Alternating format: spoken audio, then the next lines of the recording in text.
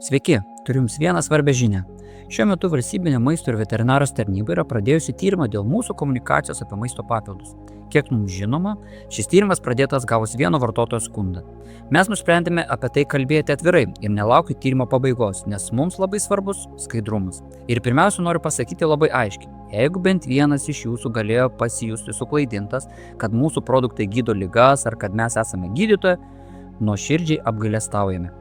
Tai niekada nebuvo mūsų žinutė. Mes tai nuolat sakome tiek savo interviu, tiek reklaminiuose video, tiek ir mūsų svetainės skiltyje dažniausiai užduodami klausimai, kur aiškiai parašyta, kad maisto papildai nėra vaistai ir ligų negydo, o žmonės visada turėtų konsultuoti su savo sveikatos specialistais.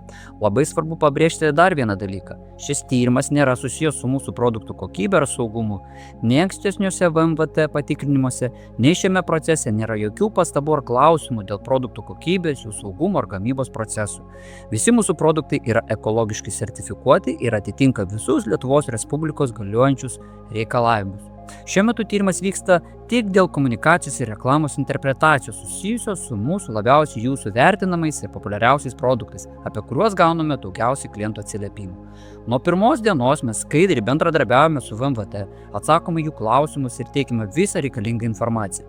Ir mes taip pat manome, kad labai svarbu apie tai informuoti ir jūs. Todėl ir toliau skaidriai dalinsimės informaciją, kaip šis procesas vystosi. Ačiū už jūsų pasitikėjimą ir palaikymą.